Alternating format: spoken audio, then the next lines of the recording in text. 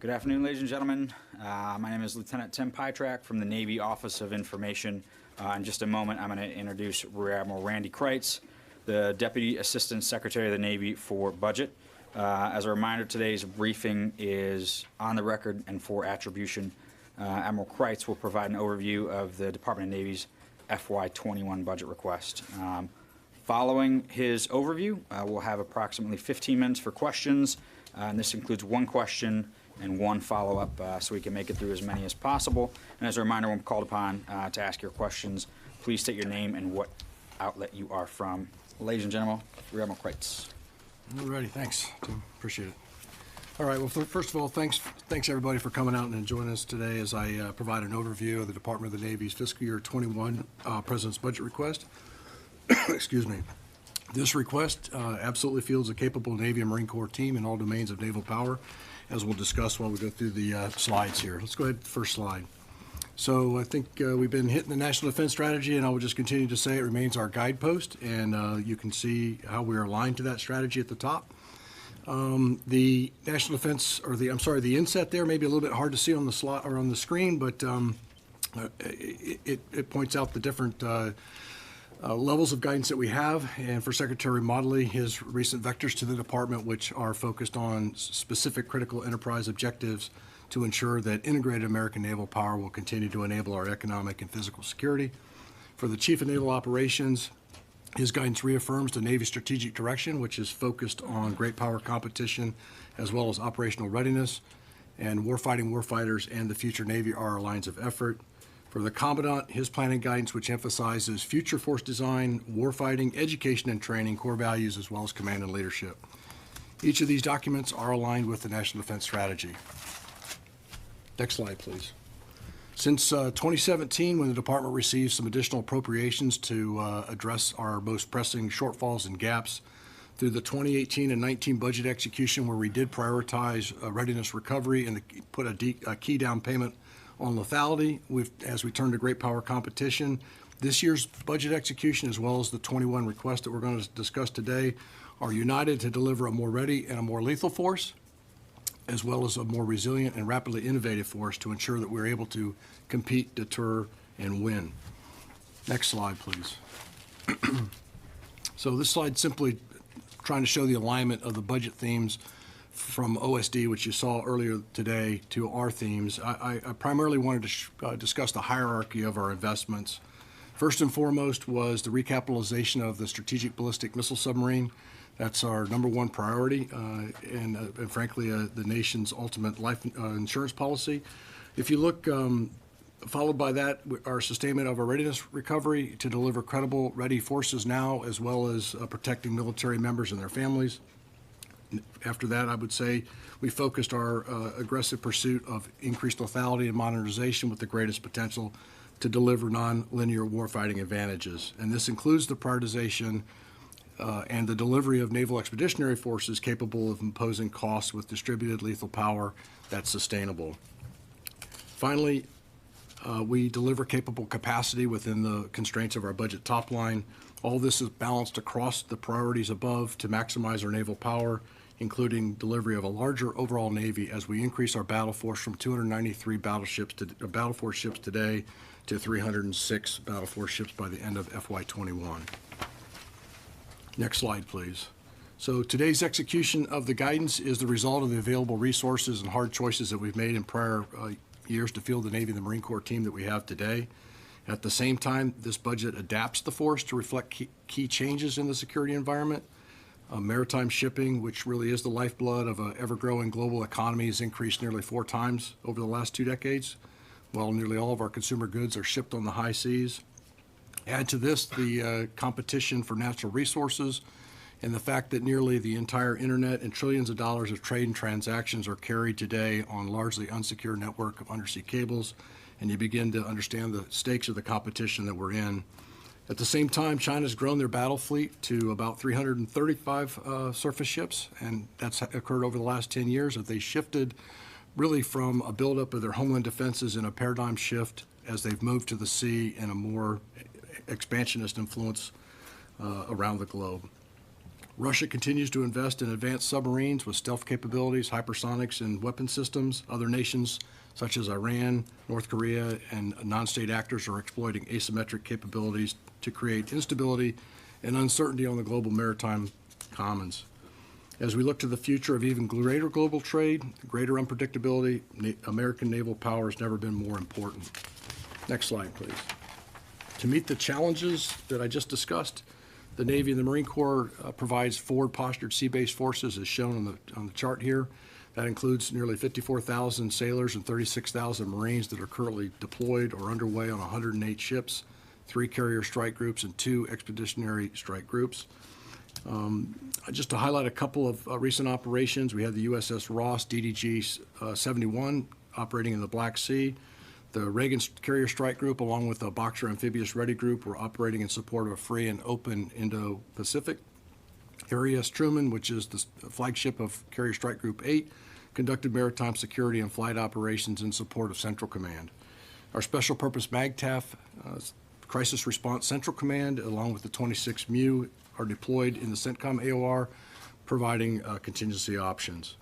Overall, the Navy and the Marine Corps are engaged in joint integrated operations around the globe, providing immediate response options to our leadership, assuring our allies, and deterring our adversaries. Next slide, please. The fiscal context for executing the department's mission in this dynamic environment remains challenging. You can see here for the Navy and the Marine Corps, 2021 request is $207.1 billion. For the Navy budget, it's $161 billion, and for the Marine Corps, it's $46 billion. For the inset there, simply highlight, that's the yellow line there is constant year 2010 dollars, and essentially shows that our budget has been flat since that time. In the absence of increased buying power, tough choices, execution risk, and new approaches are required in order to provide the best balance of forces that we can. Next slide, please. Given that reality that I just highlighted, I would point out that the department is focused completely on improving our processes to free up time, to free up money and manpower. This is a strategic imperative to ensure that we are getting the most out of every taxpayer dollar. Guided by the department's business operations plan, we are enhancing performance affordability through a variety of different methods. For us, it began with our zero-based budget review and continued through our wholeness balance reviews, where we scrutinized every line of the Department of the Navy's budget. This included prioritization and allocation of our dollars based on alignment to the strategy, return on investment, relative value, portfolio optimization, and specific outcome metrics. The use of data-driven process reforms like performance to plan have helped to illuminate high leverage points and areas where we can accelerate our learning. You can see on the chart that for FY 2021, reform efforts included areas such as the divestiture of less capable legacy platforms, better contracting, improved systems, policy, and processes. For the Navy and the Department of the Navy in 21 alone, we realigned $15 billion. This was a reprioritization within and across various programs. We captured $1.4 billion worth of FY 21 reform savings, which was realigned to readiness and lethality. This is in addition to the nearly $166 billion worth of reform savings that we continue to track that date back to 2012 and prior budget efforts. Next slide, please. So this slide provides an overview by appropriation group and a comparison of our FY20 request, which was $205.6 billion, and our enacted budget for 20, which was $210 billion, and our request this year, which is $207.1 billion. I would note that our enacted budget in FY20 contained $4.8 billion for natural disaster recovery, and we're very appreciative of that increase as it helps us address the areas that were impacted by earthquake and hurricane. As you can see in the upper right in the green box, our procurement accounts are decreased as we realign resources for increased investment associated with operations and maintenance. That's in the upper left, as well as our military personnel increasing bottom left, and our R&D account also increasing bottom left, or bottom right. In the center box at the bottom, I would just highlight there that although infrastructure appears to be going down drastically, a lot of that is tied to the one-time add in 20 associated with the disaster recovery. And then I'll highlight these appropriation groups as we go through the remainder of the brief. Next slide, please. Mission 1 is operational readiness, and the readiness starts with our sailors and our Marines. For the Navy, this means keeping manning synchronized with our force structure. We need to properly man our ships, our submarines, and our aviation squadrons. The top of the slide for active Navy personnel, the end strength does grow by about 2%, and that's aligned with our force structure adjustments and supports our new platforms and capabilities. It addresses fleet needs and reduces gaps at sea. The budget sustains our Sailor 2025 and key personnel system transformation initiatives, and we begin to resource our education strategy in areas like education, graduate education, mid-career curriculum improvements, wargaming and flagship institution infrastructure, and classroom modernization. Quality of life initiatives include increased child care support for our sailors, a 3% pay raise, as well as increased housing allowance. At the bottom for the Navy Reserve, decreases slightly as we reduce the number of new accession trainees and prioritize prior service accessions. This is really just a reduction in our training pipeline. Next slide, please. For active duty Marine Corps at the top, there is a small reduction in end strength. It is aligned to our efforts to modernize and sustain our force as described by the NDS. Marine Corps quality of life initiatives parallel those of the Navy, and at the bottom, our Reserve Corps remains at 38,500 to deliver a relevant, ready response force that's able to seamlessly operate as part of our total force. Next slide, please. For ship maintenance, that continues to be a focus area for the Navy. We're committed to better predictability and maintenance of our ships. This is an all-hands-on-deck effort. As we look at analytics to close our performance gaps. We're grateful for the strong support that we received from Congress in our enacted 20 budget, including additional funding, as well as a support for a pilot program for private contract shipyard maintenance in the Pacific. The Navy request this year continues to capitalize on this opportunity, extending the pilot into FY21. Predictable, stable funding here is crucial to incentivize the private yard sector performance and growth. For our FY 2021 request, we continue to grow that account by 2% above our enacted 20 budget. As you can see at the top there, at the top of the chart, this funds the maximum capacity and is at 98% of the full requirement as our battle force continues to grow to 306 ships that year. In addition to the shipyard maintenance funding, we continue our investment in the modernization of our public yards through our shipyard infrastructure optimization plan, which includes modernized equipment, processes, workflow design improvements. We're also constructing a multi-mission dry dock at Portsmouth Naval Shipyard in Maine.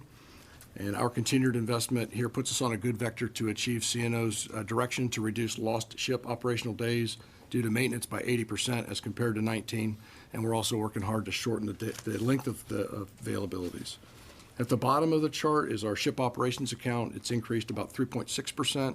Again, to account for a larger force size, this allows 58 days underway while deployed, 24 days underway while non-deployed per quarter. Next slide, please. In 21, the expeditionary equipment budget for the Marine Corps decreases slightly as a continuance of our divest to reinvest initiative.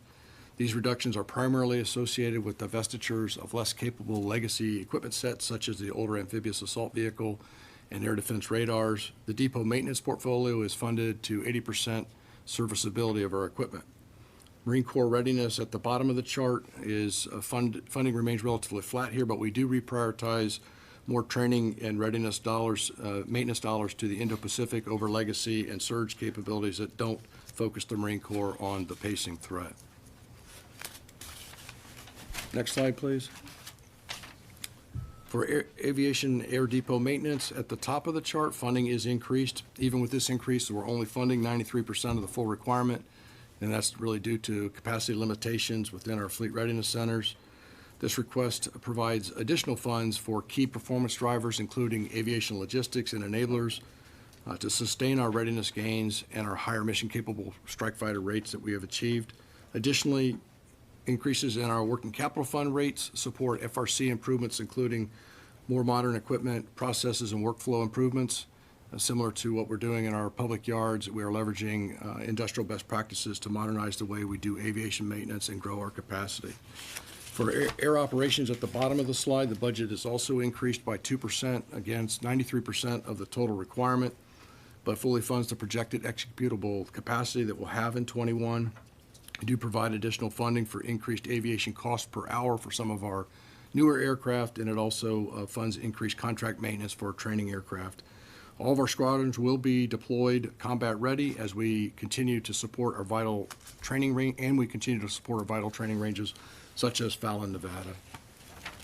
Next slide, please. In the naval installations, this is an area where we continue to take some risk, and in order to balance the program within the constraints of the budget. For 21, our budget does increase by 3.7% compared to enacted PB 20. This funds our facility sustainment to 81% of the modeled sustainment requirement. And again, we have disaster recovery funds in 20 and 21, the light blue bar on the top that you can see. Our request includes funds for repair and modernization projects such as the Kings Bay Trident Refit Facility Dry Dock, and makes targeted investments in other mission-critical areas like our shipyards and aviation maintenance facilities, as we've discussed. Base operating support funding for 21 also increases for programs like child care, utilities, physical security enhancements, as well as improvements in our port and airfield operations. At the bottom, funding decreases in FY21 for Marine Corps installations and support, primarily due to the one-time $900 million hurricane recovery funding in 20. Otherwise, the profile remains constant and supports the Commandant's infrastructure reset strategy. Next slide, please. In the area of MILCON construction budget, it does decrease from FY20 enacted, which provided $3.5 billion worth of $3.5 billion worth of military construction for disaster relief efforts. The FY21 military construction request funds 32 projects for the Department of the Navy, 17 for the Navy, and 15 for the Marine Corps. Programs focus on targeted investments to maximize our readiness and warfighting capability in support of current and future mission requirements. Examples include mission support projects like the F-35 carrier variant hangar at Lemoore, Pier 6 replacement in Naval Base San Diego, Marine Expeditionary Forces Information Center at Camp Pendleton, and the Joint Communications upgrades in Naval Base Guam. At the bottom, for our family housing, this budget does include the construction, operation and maintenance, recapitalization, leasing, and privatization oversight for the Department's housing worldwide. The budget request reflects a slight reduction in FY20 due to reduced support costs requirements, as well as a one-time increase in $60 million that Congress provided in the FY20 enactment. Next slide, please. Okay, this chart provides an overview of some of the key lethality and modernization investments that are in the research and development account. As I've highlighted, this account increases by 5%. A healthy developmental budget is foundational to our future force. Our FY21 budget request provides continued investment toward innovation to deliver more capability within this FYDP and beyond. Our aircraft, ships, and weapons are sustained. We continue Columbia-class submarine development and other ship building efforts such as the Ford Carrier, DDG-1000, guided missile frigate, and future large surface combatant. Additionally, we added funds to begin design and conceptual development for future amphibious and logistics ships to better support distributed maritime operations and support our expeditionary advanced basing operations and littoral operations in a contested environment. With CHAMP, the Common Hull Auxiliary Multi-Mission Platform, we continue to leverage hull and equipment commonality for sea lift, aviation and submarine maintenance, command and control, and afloat medical. Next slide, please. Okay, I'm sorry. I'll just point out in terms of the weapons investments there, we are providing a good investment for longer range hypersonic weapons, increasing investment in areas like conventional prompt strike and our standard missile family of missiles. PB21 continues investment in key Marine Corps developmental programs such as the ground-based anti-ship missile, ground-based air defense radar, the CH-53K Hilo, as well as amphibious combat vehicles. And at the bottom, we continue our investment in directed energy, lasers, and additive manufacturing. All of this is focused on increasing our lethality through leading-edge technology development and platform modernization. Next slide, please. Okay. In the area of information warfare, which is certainly all domain, crosses multiple appropriations, and in fact influences the outcome across the spectrum of competition from day-to-day operations through lethal combat, We deliver a range of programs from enterprise networks and cybersecurity to satellite communications that link together multi-domain sensors, electromagnetic maneuver, and fire capabilities in a tactical grid to improve our effectiveness of our weapons as well as defeat enemy C4ISR in their targeting systems.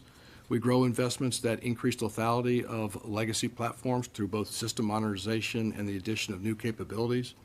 In addition to delivering upgrades in cybersecurity, command, control, communications, computers, intelligence, and targeting, we also prioritize our network and weapon system infrastructure resiliency. Let's go ahead to the next slide, please. Excuse me. In the area of shipbuilding, I certainly appreciate the strong support that we received from Congress last year, and we requested 12 ships. This year, we're requesting 8 Battle Force ships. Our shipbuilding account is decreased from $24 billion, which was a 20-year high in SCN last year, to $20 billion in FY21. In balancing the resources and requirements, we carefully weighed the effects of the programmatic decisions on the industrial base to ensure that our nation maintains the skill, the capabilities, and the capacity critical to meeting our needs of our national defense strategy. Today, the Navy has 78 ships under contract and 48 ships in various stages of construction, and we intend to award an additional 8 ships this year. The FY21 shipbuilding program provides for a single Columbia, a single Virginia-class submarine, 2 Arleigh Burke-class destroyers, 1 guided missile frigate, 1 LPD Flight II, and 2 towing, salvage, and rescue ships. Significant adjustments include, for the Columbia, as previously stated, this was our highest priority for 21, and we fully fund the lead ship. This is an incremental funded ship, but this is our first year of full funding, which remains on schedule to meet our first deployment in 2031. We will have our second ship in 24, and then we will begin serial production in FY26. For the Ford-class carrier program, indeed represents a generational leap in our nation's ability to project power on a global scale. We continue with our incremental funding of CVN 80 and 81 as part of the 2 carrier buy that we awarded in January of 2019. For the Virginia-class submarine, we did award the Block 5 multi-year in December of last year. This budget request funds a single Virginia submarine. Initially, when we built the program, this was done as to relieve some pressure as builder performance had slipped, and we were trying to de-risk our first Columbia in that year. The Columbia adds about 164% increase in the workload, and we're also bringing in the Virginia payload module as well as acoustic superiority to the Virginia-class program. That said, we have seen an increase in our industrial performance that improved to the point where we believe that it's more about affordability at this point, and the ability for us to generate the $2.9 billion to put the submarine back in endgame deliberations wasn't achievable. The department will award 2 DDG Flight 3 destroyers in 21. We'll have a guided missile frigate is on track. The department plans to award the first frigate in the fourth quarter of this year and then a second frigate next year. The department plans to award the second LPD Flight 2, it's LPD 31, later this year. For the second year, we're procuring 2 towing, rescue, and salvage ships. This completes the acquisition requirement for these ships. As part of the budget request, CVN 75, the Harry S. Truman, was restored. We will refuel that ship beginning in FY25. We also continue with the second year of incremental funding in FY21 for the John C. Stennis CVN 74 refueling overhaul. On the unmanned at the bottom, it remains a priority for us. Those are unmanned or optionally manned. We continue with our R&D investment and test variant of the large unmanned surface vessel. This leverages the Strategic Capabilities Office Ghost Fleet Overlord program. We continue procuring 2 Overlord vessels in 20 and 2 additional in 21 for concept development and experimentation. The FY21 vessels will leverage the lessons learned and will be the first to prototype an integrated developmental version of our combat system. We intend to transition that program to ship construction Navy beginning in FY23. For the extra-large undersea vessel, the XLUUV, we awarded 5 funded in R&D in FY 2019, which will be delivered between 21 and 23, and we're also looking to procure additional XLUUVs within the FIDIP. Next slide, please. Shifting to aviation procurement, we do have a decrease in funding here as we complete the buy of several type model series. Here as well, we appreciate the strong support from Congress on naval aviation.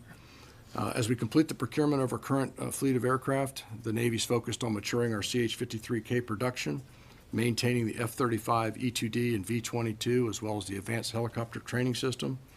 At the top of the chart, the final 24 F-18 Super Hornet multi-year procurement will complete in FY21. Once those aircraft deliver, that will bring our total inventory up to 641 aircraft that were procured. We've also begun funding the replacement transition aircraft. Production of F-35Bs and Cs, Lightning IIs, continues to provide a capable, survivable, and networked fifth-gen fighter. And the final 5 E-2D Hawkeye multi-year procurement will complete in FY23, which brings the total program to 77, although that will be looked at in future POM cycles as our requirement is increased. We continue to increase our logistical capacity and capability with the multi-year buy of the KC-130J supertanker, the ramp-up of the CH-53K King Stallion production, as well as a multi-year procurement of the CMV-22 Osprey carrier onboard variant. As depicted in the UAV portion, we do take a pause on MQ-4 Triton. This is to allow the multi-int sensor and integrated functional capability IFC 4.0 designed to mature and will eliminate concurrency risk and reduce the retrofit cost in the future. For MQ-25, we've awarded 7, and those will begin delivery in 21. We do have a plan to procure 4 per year beginning in 23. Next slide, please. So in support of the Defense's financial audit, we've had the auditors down looking through our books. They've identified a number of weaknesses in our current processes as well as our systems and working hard to address those. Audit is critical to demonstrating accountability of government spending and reassuring the American people that we are responsibly appropriating those or using their funds.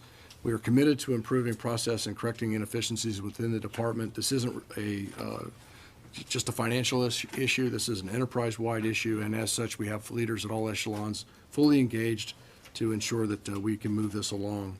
We've made some good progress in improved visibility and management and accountability of our material to get the right part to the right place at the right time every time, and the ongoing consolidation of our general ledger and business systems to standardize and streamline our business processes. Next slide, please. So to quickly summarize, I would just say that the department's budget does fully resource the Columbia program. It maximizes our naval power through the balanced delivery of readiness, lethality, and capable capacity. This completes my overview, and I look forward to any questions that you might have. Lee, go ahead. Aviation Week. I wanted to understand why you're buying 50% fewer F-35Bs compared to last year's projection, but the F-35C, it seems it's pretty constant because the prime contractor, Lockheed Martin, has admitted that there is a F-35C production backlog. So I was just trying to understand your justification there. That was tied to the Marine Corps mix of required aircraft. So we can get you some additional information on that, but it's not that we're walking away from one or the other. It was tied to the mix of aircraft that they were trying to build. Okay, thank you. Yes, ma'am. Justin? Sir, Justin Katz, Inside Defense.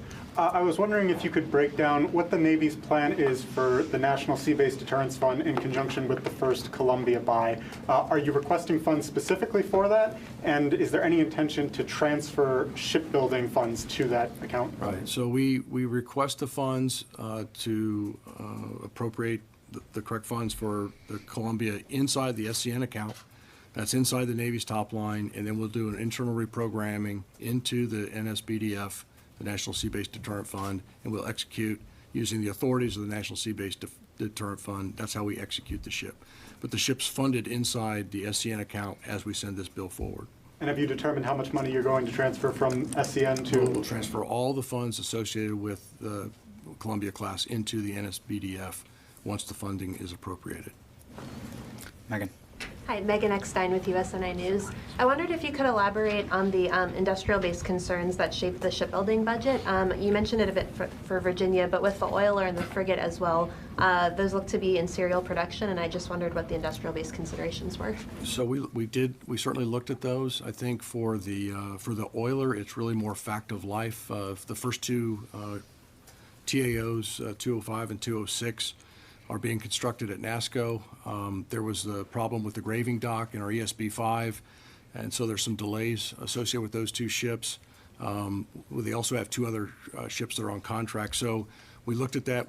We don't believe that we'll be able to begin construction on the ship that they currently have on contract until FY22. So in that standpoint, we think we're okay. We want to get it in there, and we'll look at it again in POM 22. And the other question was on the Frigate, On why the that frigate. program So was again, the frigate is similar. Not the same story, but a similar concern where we don't want to have a repeat of some of the lessons that we learned with LCS where we got going too fast. As it is, we'll have 8 ships in construction before we deliver the first frigate in 26. So one per year that we'll award one later this year, we'll award one next year. Right now, we're planning on one next year, but we'll get relooked at in our POM build, and then we'll ramp up to 2 to 3. So we'll have 9 in the fit up. Rick? Oh, yes, sir. Rick Burgess at Seafarer Magazine. The book talks about 4 cruisers being divested, but there's no timetable listed. Are they all like in 21 or later? No, none of the cruisers. So there are 4 cruisers that aren't upgraded with to the baseline 9 combat system that are limited in their ability to do the air missile defense role. They can do just BMD. Those ships are currently scheduled to go out in 22, and then I believe one of them's later.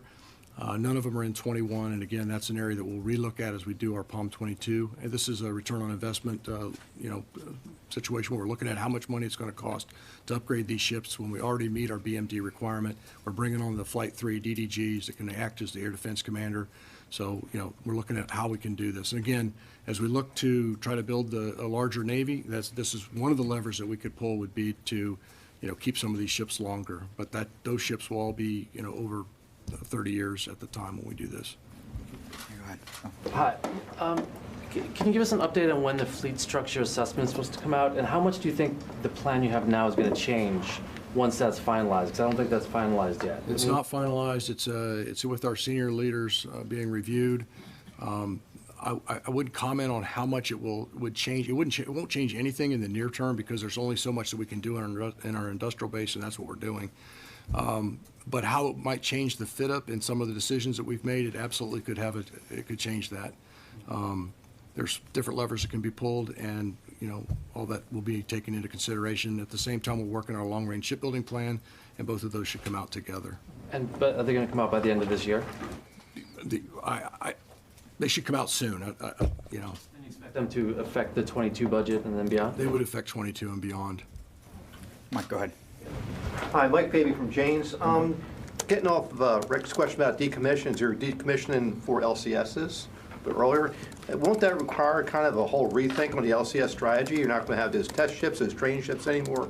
I'm just curious now, is that what the plan is to kind of revamp the LCS strategy? Well, so first of all, I would just say those 4 test ships were instrumental to wringing out the crewing, the maintenance, and all the other things that we needed to learn from them. But they're not configured like the other LCS, and they need significant upgrades, everything from combat to structural to you name it. They've got it's expensive to upgrade them. They played an important role, and we have certainly ramped up our employment. I mean, Detroit just got back from her deployment. We got Little Rock that's going out. Gabrielle Giffords is operating out of Singapore. So, good thing. But when we looked at the return on investment and the cost associated with bringing those ships up, they're not unimportant. Just in great power competition, they were less important. And so that's why we took those savings and applied it to other areas. Well, I'm just curious, so now are you going to take other LCSs and make them the training ships, the test ships? No, so we've essentially... redo the LCS strategy then? No, sir. The 4 LCS that we're talking about, we've essentially got all that we can get out of those ships in terms of testing. The future testing will use the fleet configured models. So we will do some testing, just like we do with other ship classes, where when they go to sea, we need to do further testing, but the testing would be done on our fleet configured models. David? Yes, sir. So, David Lauder with Defense News. Over the fit up, you're looking at cutting about 10 ships out of the budget over last year's fit up. You're currently at 294 ships. How many Battle Force ships would you have if this fit up were enacted? At the end of the fit up? Yes. It would be 305. 5. All right, we get up to, I want to say 313. If you've got the highlights book, there's a section here that'll talk about it. Again, 355 is the law of the land, and there are a number of different options that we can take as we look to the future on how we might achieve a higher number. But given the flat top line and our projections, 305 is where we're going to end up. And you mentioned the BMD requirement. You're slowing down the berth buy or cutting the berth buy significantly by about 5 ships over the fit up. I'm wondering, has that come from a change in the BMD requirement? Are you banking on Aegis Ashore Japan, or what's Strictly affordability. Jeff? Thank you. As you mentioned, Jeff Schogel with Task and Purpose, the Marine Corps is taking a slight in strength decrease, and I'm wondering, is it possible to categorize the MOSs or the type of Marines that are not so much needed anymore? Are these infantry Marines or? No, these were primarily focused on headquarter reductions, so they looked for excess capacity, so not operational units per se, and we can get you some additional specifics on that. Gina? Hi, Gina Harkins with military.com. Just wondering if you can talk then about how that end strength reduction is going to play out. Is it going to be recruiting fewer Marines in the next year, or just not retaining as many? I think it'll just be not retaining as many. Okay. Thanks. Mallory? Hi, sir. Mallory Shelton with Inside Defense. You mentioned that the Navy conducted a zero-based budget review. Is this review ongoing, and can you talk about what it did or does entail? Sure. So we have about 6,400 different line items within our budget. It's essentially a review of every single line item within the budget for cost, schedule, execution, how it aligns to the strategy, what's the stratification of value of each item that the program might have. All of that, it was looked at. Yes, it's ongoing, so as we build the next program, it's built into the way we build our program. So it's not just a one-time, we're going to just do it and stop. It is ongoing right now as we speak, as we build Pump 22. And just to follow up, so that means that in order to adhere to Secretary Esper's direction to do a zero-based budget review for FY22, this will be an ongoing process that flows into it? It will, yes, ma'am. Thank you. Sir? Thank you, Philip Athey with Marine Corps Times. The Marine Corps budget talks about investing in new HIMAR launchers. Is the Marine Corps planning on creating a new HIMAR battalion, or where are those launchers going? I don't want to get into specifics on the future design of the Marine Corps. I think the Commandant's going to be coming out with some details on that soon. But we are looking at options, the advanced basing and some of those sorts of things. And so I think I would just rather wait on answering that. Hi, yeah, Anson Mercer with the Asahi Shimbun. With the current budget that we have here, are we assuming that burden sharing with South Korea and Japan will not change within FY 2021? Or if there is going to be possible more sharing on behalf of our allies, where will we see those changes within the budget? Yeah, I don't think this makes any assumptions about burden sharing, would be my comment. I can maybe get you a more fulsome answer after, but we made no assumptions about ally support in building this program. John Doyle with Sea Power Magazine. The Army's reduction in JLTV, is that going to have any effect on the Marines' acquisition of it? It won't. We continue to, we're buying fewer in 21 than we were last year, but we're continuing to buy them, and we buy them across the fit up. I want to say 3,900 or something of that order. I believe there's a number in the chart, in the booklet here, that tells you what we're buying. Okay, I've got time for 2 more. Go ahead, Tony. Do we try the the fit-up question again? Sure. In layman's language, you went from 55 to 44. Why, given all the OMB pressure to meet the president's goal of 355? Yeah, a lot of it, again, I think is tied to, this ability to build the most capable Navy that we could within the resources that we had. We have a flat top line, and we're trying to fund Columbia class, which is our highest priority.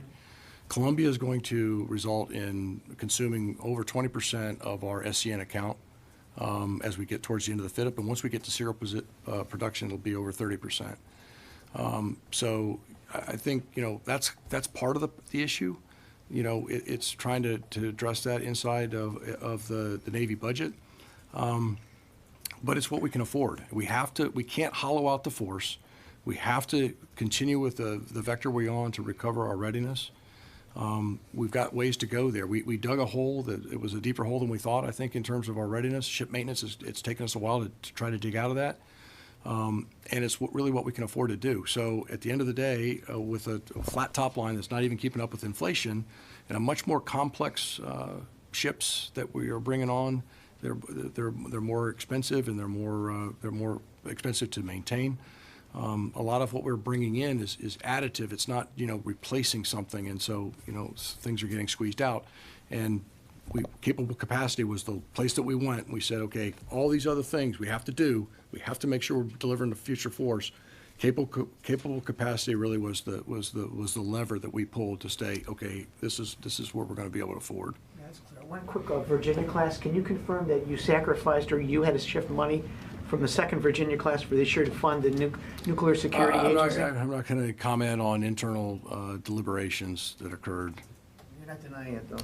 I'm not going to comment on internal deliberations that were not decided. Tony, I got to go to the last one. Mike, go ahead. Mike Bailey again. Just curious of how much the fact that you put restored Truman into this had to do with some of the ship count drops and things like that. Not a lot, because it's far out in the out years. I mean, there's some money in 21, a small amount, and then it ramps up. It does get expensive, and it will, especially when we try to bring back the 10th Air Wing that's part of that restoration. So I think that's something we're going to have to continue to look at. I think Secretary Esper's made it pretty clear about the required real growth of the department of 3 to 5%.